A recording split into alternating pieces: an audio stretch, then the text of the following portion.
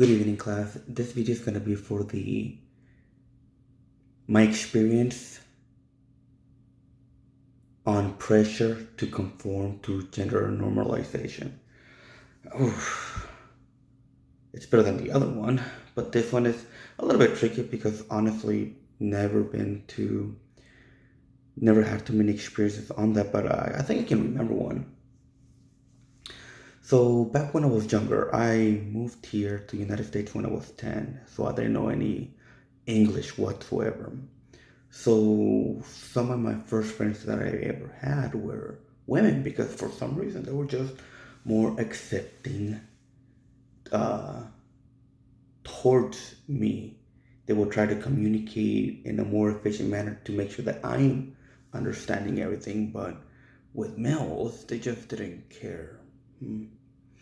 And this didn't really affect me too much or almost at all, to be honest, in my whole life. But there was a couple of experiences in high school, especially, that in a way I kind of was bullied, but not really because it stopped really quick. So I guess a lot of people always called me, or not called me, but they said that I was gay or queer, even though I had a girlfriend. But the main point, because even during lunch, even during after football practice, after tennis practice, I would get out and hang out with my friends that are girls. I just always, ever since I was younger, related to them more than my male counterparts. Things that could have attributed to that was because I grew up in a without my father, so my mom raised me. I always got her perspective, and it was really easy for us to kind of like communicate feelings. And in the male world, it's more masculinity, more action oriented. So that could have had an effect on why I socialized better with women. But yeah, that's one of my little experiences that I had. It's nothing too major. It's just weird that even to this day, while I'm married, I have more friends that are girls than guys. Don't get me wrong, eventually I was able to get great friends that are males.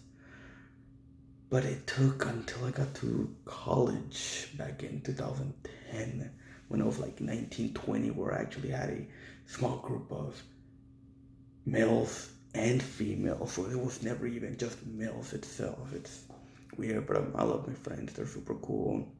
And I guess it took a while for me to find my identity as soon as I learned English to see what type of friends I would attract and that I would be comfortable with. And back in high school, since you either were gay and hung out with girls, or you were just 100% testosterone fueled males, then you would hang out with males. But also back in late 2000s, there was less of an acceptance of other gender roles. Yeah, compared to now. Right now, it's super acceptable. Nobody bats an eye, and if you are, it's very awkward because you're gonna be culture canceled, right? So back in the day, not really. You can call somebody gay, queer, fag, and nobody would really get too offended. I don't know. Different times, different years, but regardless, everything's good.